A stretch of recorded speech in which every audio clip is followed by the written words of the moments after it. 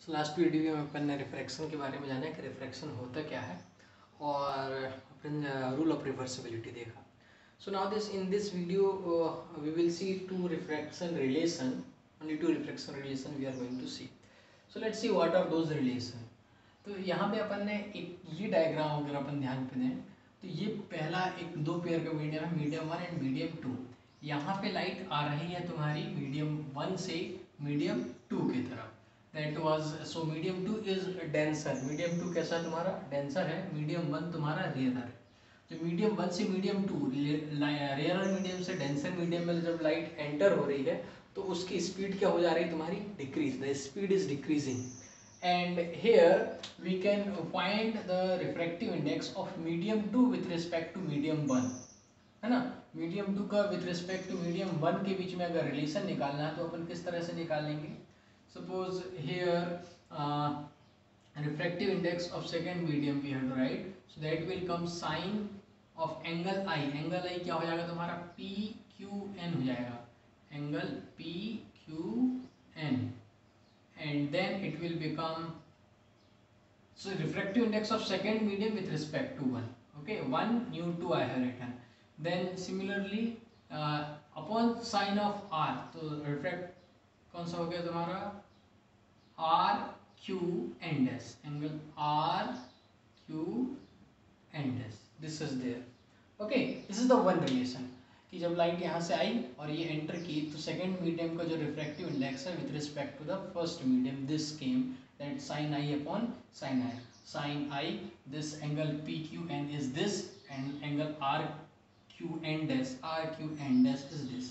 अब इसमें अगर अपन रिवर्सिबिलिटी अप्लाई करते हैं, मतलब सोर्स यहाँ ना रख के यहाँ पे रखते हैं, यहाँ पे सोर्स रखते हैं और लाइट को ऐसा भेजते हैं, so light will go exact in the same path but in the opposite direction.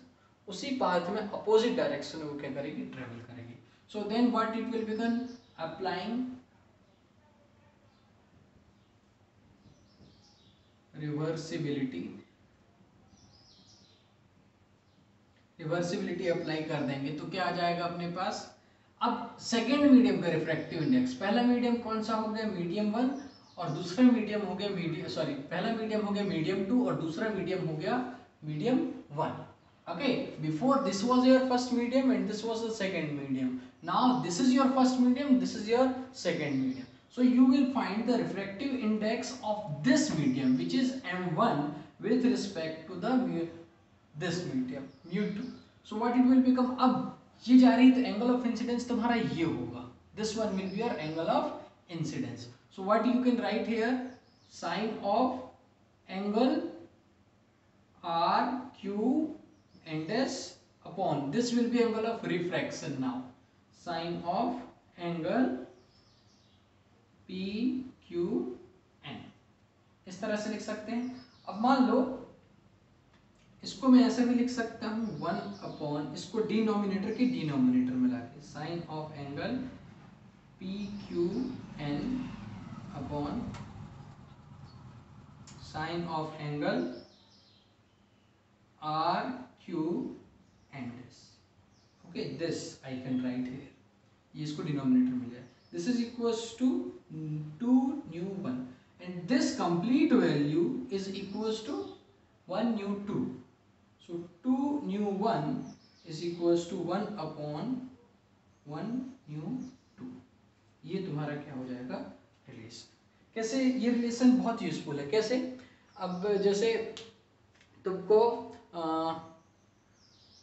Air का रिफ्रैक्टिव इंडेक्स क्या होता है और फ्री स्पेस का 1 होता है, वाटर का क्या होता है तुम्हारा 1.33 अराउंड समथिंग.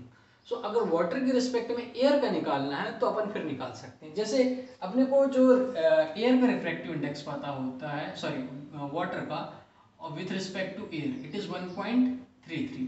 अगर एयर का निकालना है with respect to water, so that will be 1 upon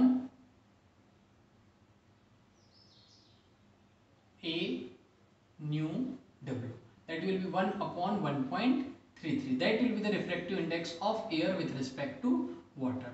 तो जो अपने को वैल्यूज रिफ्रैक्टिव इंडेक्स की दी रहेंगी वो हमेशा किसके रिस्पेक्ट में दी रहेंगी, तुम्हारी एयर के रिस्पेक्ट में या फ्रीज के रिस्पेक्ट में. जिसको अपन बोलते हैं एब्सोल्यूट रिफ्रैक्टिव इंडेक्स, ठीक है। और जो दूसरे मीडियम के रिस्पेक्ट में अभी अपन यहाँ पे देखते हैं। So this is the first relation, okay. एक का रिफ्रैक्टिव इंडेक्स दिया है एयर के रिस्पेक्ट में, तो उसका अपन उसके अपोजिट भी निकाल सकते हैं। जैसे एयर का ग्लास के रिस्पेक्ट में दिया है तो ग्लास का एयर के रूप में निकाल सकते हैं। वो किसके बराबर होगा? उसके रेसिप्रोकल के बराबर होगा। जैसे 1.33 is the refractive index of water with respect to air.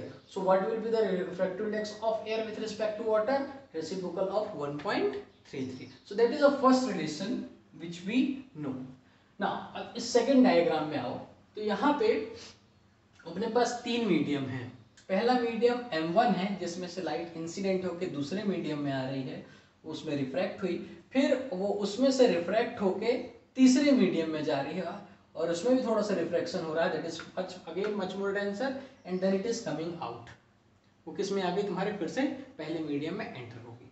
तो अब देखोगे यहाँ पे when the light is entering in the second medium with respect to the first medium, so we can write the relation for the refractive index of second medium with respect to medium 1, है ना। तो जब light when the light ray is entering here, that is the incident ray, with normal it is making angle I, and when it is transmitting from this interface and it is entering in the second medium, the angle of refraction is R1. Okay, angle of refraction is R1. So we can write the refractive index of second medium with respect to medium 1. How much it will become?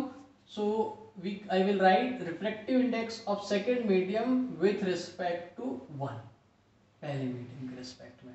So that will become sine of angle I upon sine of angle R1. This will be the relation. Sine of, okay, it is going much more higher, we'll write a bit low. Nu to 1 is equals to sine of angle I upon sine of angle R1. Okay, sine of angle I upon sine of angle R1. Here the refractive index of second medium with respect to the first medium. Now when the light is entering here from second medium to the third medium, this is the angle of incidence R1. Okay, the angle of incidence is R1 and the angle of refraction is R2. Okay, the angle of incidence is R1 and angle of refraction is R2 here. So you can write nu of, now we are writing for medium 3, so nu 3 with respect to second medium, refractive index of third medium with respect to second medium. So what will be the angle of incidence? R1, sine of R1 upon sine of R2. This will be it. Okay, this is going to be the refractive index of third medium with respect to second medium, because the light is entering from second medium to the third medium. Now after that, in the third medium, when the light is coming from third medium, it is coming back in the medium 1. So this is the angle of incidence R2 and angle of refraction is I. Okay, R2 is the angle of incidence. Okay, when it is going from your third medium to first medium. So this is new angle, sorry, now of first medium with respect to third medium. Refractive index we will write of first medium with respect to third medium. So nu 3 1 is equals to angle of incidence क्या हो जाएगा तुम्हारा R2 and angle of refraction क्या हो जाएगा तुम्हारा I. अच्छा, ये एंगल इसके बराबर क्यों हुआ? Why it is equal? Because here also it is medium 1 and here also it is medium 1. तो यहाँ पे जो स्पीड थी वही स्पीड यहाँ पे क्या कर लेगा? एक्वायर कर लेगा. The same speed it is going to acquire, and this path when it will go right, अगर ये मीडियम नहीं होते, ये दोनों मीडियम नहीं होते, तो ये स्ट्रेट पाथ पे यहाँ पे ऐसा फॉलो करता. This path it was supposed to follow, but now because of this it has been shifted from its position. इसको literal displacement बोलते हैं. अभी अपन ग्लास स्लैब का जब रिफ्लेक्शन पढ़ेंगे तो उसमें देखेंगे. But again it is coming back in the same medium, so the direction and because when this interface are parallel to each other, okay, जब interface क्या हो parallel to each other हो, जो डायरेक्शन होती है, direction of propagation restores, path उसका restore नहीं होता, लेकिन जो डायरेक्शन होती है प्रोपोगेशन की लाइट की वो क्या हो जाती है, रिस्टोर। लेकिन एक ही कंडीशन में रिस्टोर होगी, और वो कंडीशन कब, जब जो इंटरफेस जिस पाथ से, जिस इंटरफेस से वो एंटर की थी और जिस इंटरफेस से बाहर निकल के आ रही है, दोनों इंटरफेस क्या होना चाहिए, एक दूसरे के पैरेलल होना चाहिए। In that case this angle of incidence and this angle of emergent become equal. So that's why this I is equals to this I। अब अपने पास तीन रिलेशन आए हुए, अपन तीनों को मल्टीप्लाई कर देते हैं। This is equation 1, this is 2 and this is 3। So if you multiply it all, 1 mu 2 into 2 mu 3 into 3 mu 1, तीनों की वैल्यू डाल दो। Sine of angle I upon sine of angle R1 into sine of angle R1 upon sine of angle R2 into sine of angle R2 upon sine of angle I। तो यहाँ पे देखेंगे कि sign I से cancel हो गया, R sign R1 से cancel हो गया, साइन R2 से कैंसिल हो गया, है ना। तो बचा क्या, कुछ भी नहीं, equals to 1। So what we can write, 1 mu 2 is equals to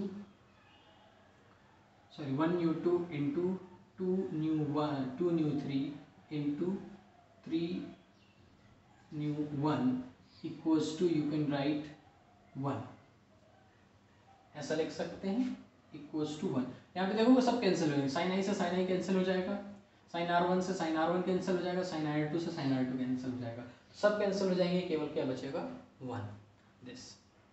So now if we will keep it here only और बाकी को दूसरी तरफ ले जाना है, तो क्या बचेगा अपने पास, 2 mu 3 is equals to 1 upon 1 mu 2 into 1 mu 3, ऐसा लिख सकते हैं। Sorry, it is 3 mu 1, 3 mu 1, है ना।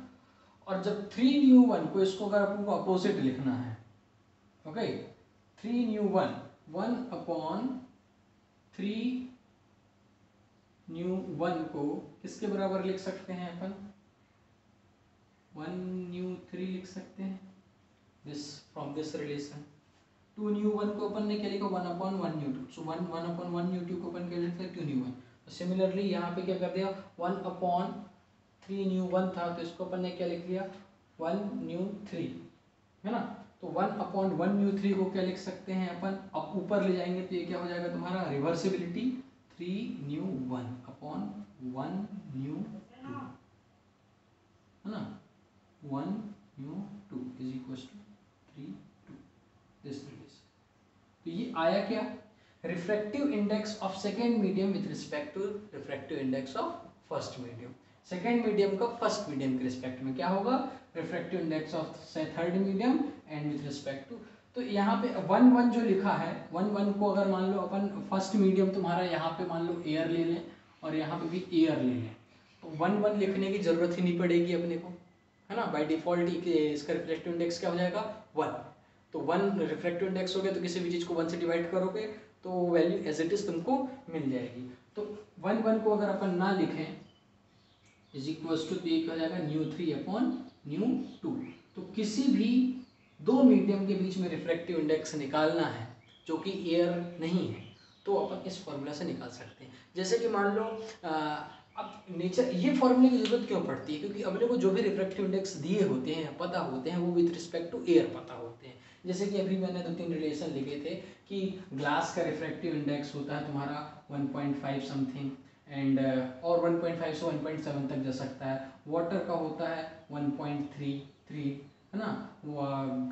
डायमंड का होता है तुम्हारा 2.4 around something.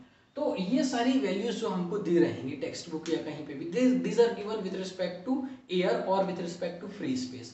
Now there if you have to find the refractive index of water with respect to glass, okay तो फिर जैसे of water with respect to glass निकालना है, तो जैसे अपन क्या करेंगे, फिर वाटर का निकालना है ग्लास के रिस्पेक्ट में, तो इसका ग्लास से क्या कर देंगे अपन, डिवाइड कर देंगे। और अगर ग्लास का वाटर के रिस्पेक्ट में निकालना है तो ग्लास के रिफ्रैक्टिव इंडेक्स से वाटर के रिफ्रैक्टिव इंडेक्स को कर देंगे, डिवाइड कर देंगे, क्योंकि अपने को वो वैल्यू नहीं पता, तो वो वैल्यू निकालने के लिए पास ये फॉर्मूला। अब जैसे रिफ्रैक्टिव इंडेक्स ऑफ ग्लास निकालना है, of glass with respect to water, refractive index of glass with respect to water, तो क्या हो जाएगा तुम्हारा, ऑफ ग्लास तो इधर पूछ जाएगा refractive index of glass upon refractive index of water. Refractive index of glass कितना होता है तुम्हारा 1.5 and refractive index of water 1.3। तो तुमने आसानी से refractive index of glass with respect to water क्या कर लिया, निकाल लिया। तो ये वैल्यू क्या आ गई तुम्हारी, ये रेशो, इसका जो रेशो, इसका अपोजिट भी निकाल सकते हैं, रिफ्रैक्टिव इंडेक्स ऑफ वाटर निकालना है विथ रिस्पेक्ट टू ग्लास तो वो भी कर सकते हो, या डायमंड का निकालना है विथ रिस्पेक्ट टू वाटर तो वो भी कर सकते हैं, वायर। तो ये इस फॉर्मूला ये होता है तुम्हारा, this particular refractive index is called as the relative refractive index, this is called as the relative refractive index. And if the same thing you are finding with respect to air, okay, अगर with respect to air निकाल रहे हो तो वही refractive index तुम्हारा क्या हो जाता है, किसके sorry the same refractive index goes called as the absolute refractive index, उसको क्या बोलते हैं अपन, absolute refractive index. So these were the two formulas, okay, of the refraction. Thank you. If any doubt, again you can put in comment section.